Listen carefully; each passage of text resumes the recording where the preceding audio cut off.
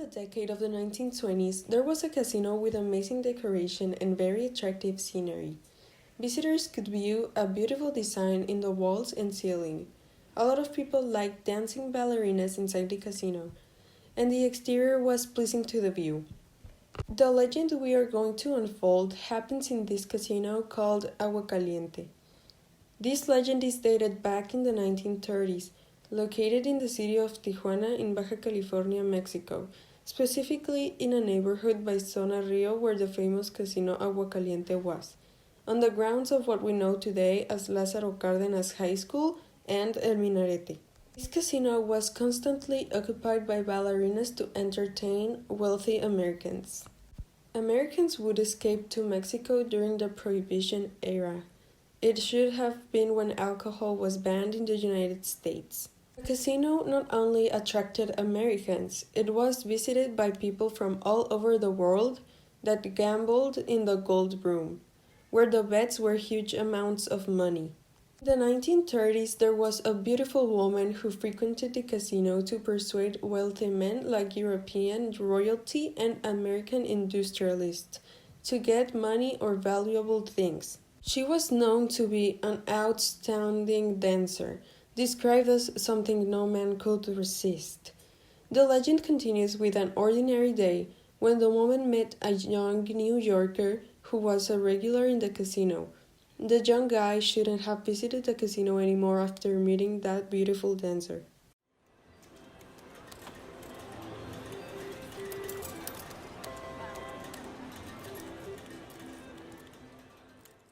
Her name was Faraona, a regular local dancer who used to visit the casino frequently. However, she was not searching for someone to spend the night with. She was looking for a quick and easy way to seduce any gentleman who had a young and wealthy appearance, to steal her victim's belongings. No man nor woman could suspect her, since she was irresistible. One night, like any other, this beautiful woman was preparing her new seduction methods. Since it was known a valuable guy was going to attend the casino at night. As time went by, the ballerina was able to observe in detail how the silhouette of a young and elegant man was passing through the casino doors. This immediately caused her eyes to shine and run towards him, since obviously she was not the only ballerina who was interested in him. Faraona started dancing and laughing among other young men, intending to attract her next prey. She knew she was the prettiest and intelligent woman in the whole casino, since the people she slept or passed the time with never suspected her, or that was what she wanted to think. The time went by and Faraona began to lower down her hopes, since the wild-looking man was not paying attention to her, opting for her to go to the beverage center to calm down for a while and looking for a new victim. However, what was least expected happened. Suddenly, she felt a calm and charming presence appearing in the seat of her left side. Turning around, she discovered the young man she was watching earlier was the one sitting at her side. Turning the stress into a mischievous smile, the ballerina began her new stage of seduction. On one occasion, the ballerina was highly suspected of stealing hundreds of thousands of dollars from some high roller Californian, which she had seduced.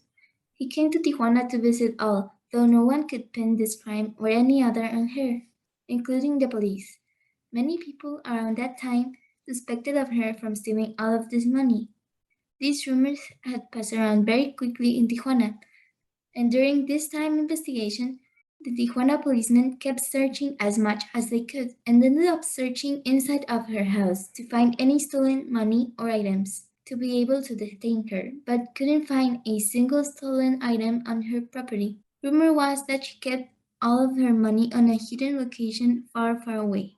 One day, another American who came by that had a very wealthy family, which contributed to him having in all the money, ended up meeting her. The New Yorker decided he wanted to confront this man. After spending the whole night with her, the young man found a bunch of his valuable items missing, including some of his money, from his own hotel room. The ballerina and him argued violently for a very, very long time. They would scream loudly and even end up finding each other physically. They would scratch, kick, and punch each other with no hesitation. Very often during their altercation, due to the severity of their fight, the ballerina was absolutely terrified and in shock of the situation. The ballerina knew she had to escape from the Americans that suspected her.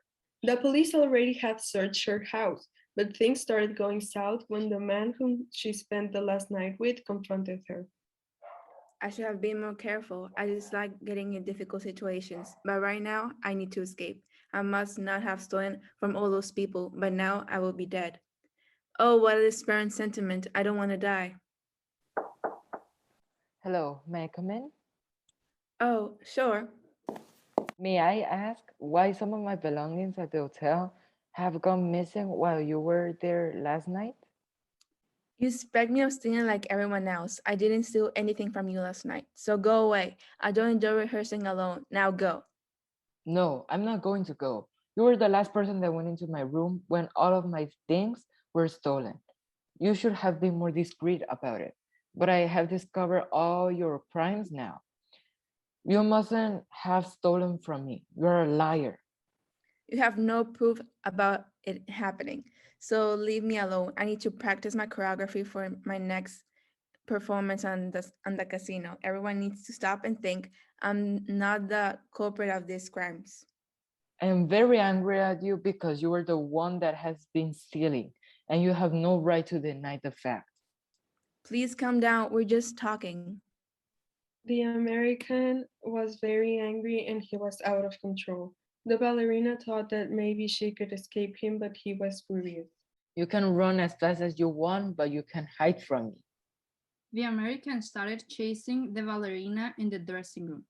She didn't have anything to do, so she just started to scream.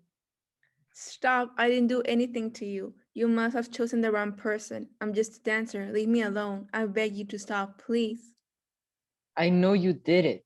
Who else could have stolen all my things? I promise it's not me. Why would I ever do that to you? Dancing is my life. Please. The American stopped chasing the ballerina and started to think. Okay then, if it wasn't you, who was it? I don't know, but I can help you find whoever stole your things. The ballerina started moving towards a drawer. She didn't know what else to do, but she knew she had to get closer. And how are you exactly going to do that? I know a lot of people. I can call some if you want. The American stopped to think if it was a good idea for her to use her phone. It took him a couple of seconds, but he agreed. Okay, fine, do it. The ballerina started to move closer to the drawer. What do you think you are doing? The American began to think if he should have given her permission to call someone. My phone is in the drawer. I need the phone to make the call. Isn't that obvious? The ballerina saw a knife in the drawer. Her smile couldn't have been any more brighter. She took the knife out of the drawer. You shouldn't have done that. You shouldn't have been so clueless. The ballerina opened the door and started to run out of the dressing room. The ballerina ran and ran as fast as she could, but it made no sense. It was too late. His end was drawing near. There were her last moments in life. She needed to be fast, but she would not give up. She started to struggle, but it was too much. She didn't resist anymore. She ran for a long time, fighting for her life. But it was impossible. He was very strong. It was in vain. The thing she achieved was dead. It was in the hall where she realized her last breath of life, when a big and sharp sword put an ending point to her life. The American had just killed her, in one of the most spooky ways to die. He just decapitated her love. It was too late to start thinking. He had no time machine to go back some seconds before. He couldn't. Even though he wanted very much and that he completely regretted his actions, there was nothing to do, not even crying.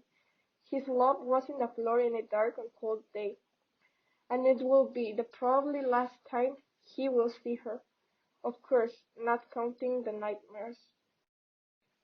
I will have loved to be there. Obviously, not to see that scenario, but maybe some minutes before the tragedy. But as I said before, there was nothing to do. He didn't call any emergency line because he would get in trouble. So he was just staring at his dead love that will no longer stand up of that rock. The ballerina tripped on the floor, and the American reached her and decapitated her with his sword, rolling down the hall. No, this can't be happening. Why did I do that? I should have calmed myself, but it's too late now. I have to get rid of the body in some way. So I have to hide the body and get out of the country as soon as possible so they can't find me. If they catch me, I would go to jail and that would ruin my whole life. I should have thought about it twice before killing that stupid ballerina. Maybe I should cut off a friend for this. After thinking for a long time, he came up with an idea. I got it. I could go ahead and put her body in an ice chest. That would give me enough time to escape the country before the body starts to decompose and release the stinking smell.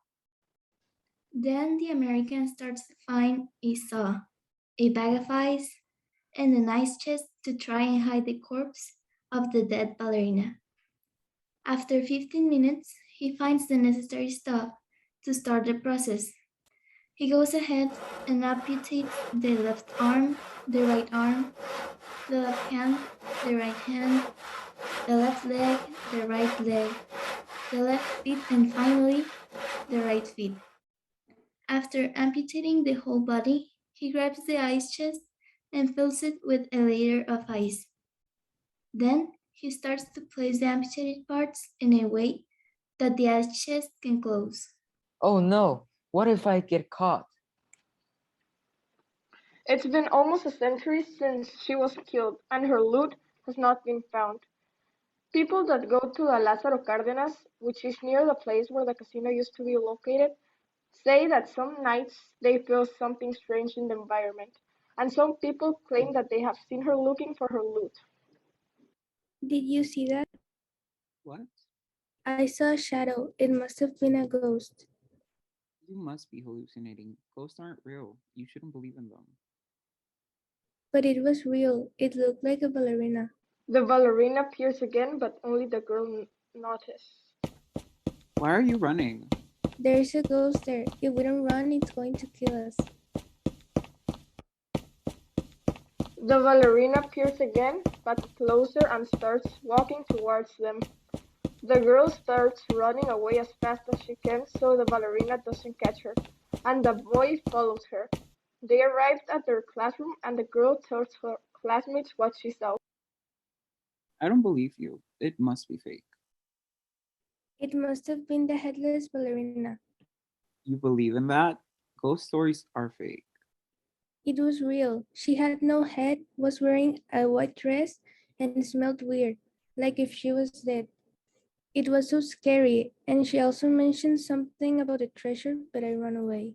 See, it's the headless ballerina. The legend is. You get scared so easily. If it's not real, go there by yourself. Fine. I'll go there to prove by myself that you are hallucinating. The boy goes where the girl saw the ballerina and didn't see anything weird. I knew she was lying. She's already old enough to know that she shouldn't have read those fake legends. Suddenly, the boy felt a strange presence and smelled something weird around him. It was the ballerina. The boy started panicking and ran away as fast as he could. I should have believed her.